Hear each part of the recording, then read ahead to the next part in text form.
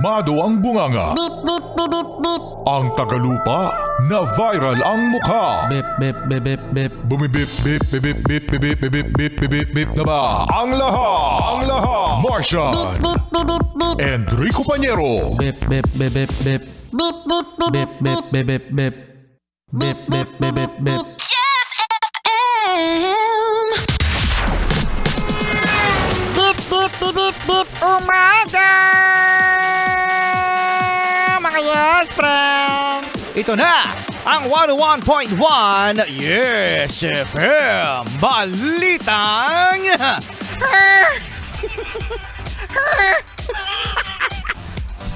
Eto mga yes friend, kayo ba ay nauuhaw sa inyong biyahe? Nako, ibahin nyo ang isang tsuper, yes friend natin na tsuper, dyan sa Tarlac, yes, jeepney driver. Kasi nag-o-offer siya ng tubig para sa kanyang mga pasahero. Yan, nag-viral nga mga yes friend ang isang picture na kanyang pasahero na si Micaela Meldina. Ayan, si Micaela Melmida, mga yes friend, ay nakasakay sa isang jeep na merong water jug. Water jug doon mismo sa may likod ng driver. 'Di ba? Meron yung aisle, may gitna 'yon na nilalakaran ng mga pasahero. Yeah, meron dong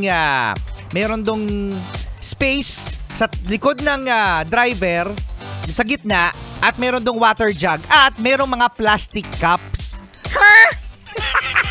May plastic cups doon, no?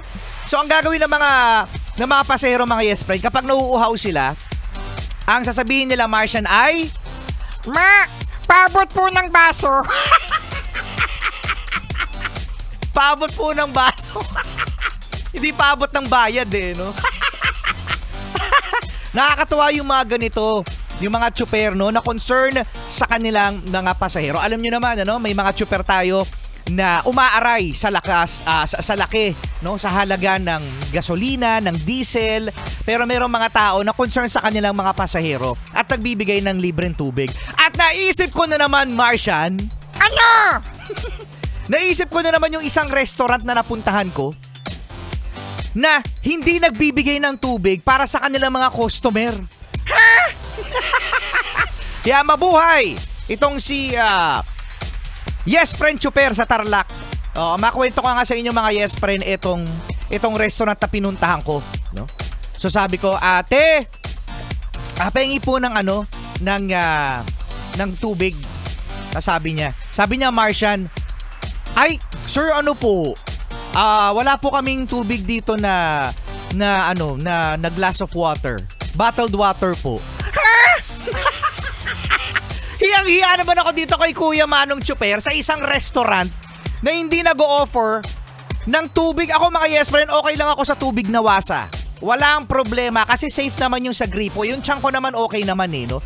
Pero sana mga yes friend, merong mga restaurant dyan na kahit papano nag-o-offer kayo ng tubig para sa inyong mga customer. Kasi bottled water lang yung dun yung ino-offer nila, Martian. Hindi ko Pañero. Kuripot ka lang. Ayaw mong bumili ng bottled water. Alam mo, ang ginawa ko mga yes friend, bumalik ako sa sasakyan ko. Kinuha ko yung tumbler ko. At pinakita ko doon kay ate na nasa cashier, nasa counter. Sinabi ko na, eto, may tubig ako. I don't need your nawasa water. Dahil meron akong tubig na kinuha ko kasi ayaw nyo magpainom. Ayaw magpainom ng tubig. Isang restaurant dyan. Ewan ko sa inyo. Oo nga. Magsara na kayo. Wag naman. Magsara na.